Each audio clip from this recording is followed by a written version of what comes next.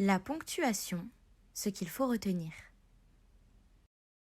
Elle cumule 3 fonctions principales.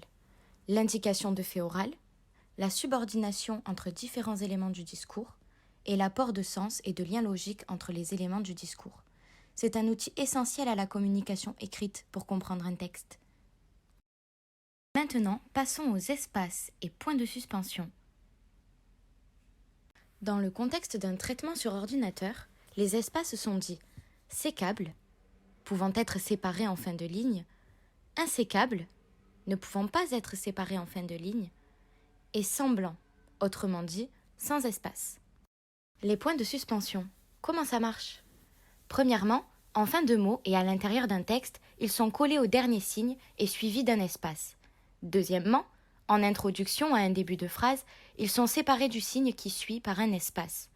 Troisièmement, en remplacement d'un mot, dans un texte, ils sont mis entre 2 espaces. Quatrièmement, en remplacement d'un passage du texte, ils sont placés entre parenthèses ou entre crochets et sont précédés et suivis d'un espace. Pour finir, en terminant une phrase ou un paragraphe, ils tiennent lieu d'un point final. Pour finir, voyons ce que l'on doit retenir pour les tirets, les énumérations et les guillemets. Parmi les 3 types de tirets, nous retrouvons le trait d'union, réalisable simplement grâce à la touche tiret sur votre clavier, le tiret moyen, réalisable en appuyant sur les touches majuscule plus option plus tiret, puis le tiret long, qui lui s'emploie par les touches option plus tiret.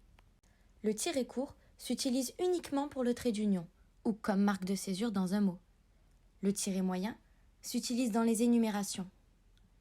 Quant au tiret long, il ne s'utilise que pour remplacer les parenthèses dans un texte. Mais attention, le tiret est toujours suivi d'un blanc fixe, dit insécable, en début d'alinéa. Pour conclure, sachez qu'il existe 2 types de guillemets, les guillemets anglais et les guillemets français. Ils ne s'emploient pas de la même manière et ont chacun leur particularité. Pour en savoir plus, je vous invite à aller voir notre leçon dans l'onglet tiret, énumération et guillemets, ainsi qu'à faire nos QCM pour vous entraîner et apprendre de manière ludique. Merci et à bientôt!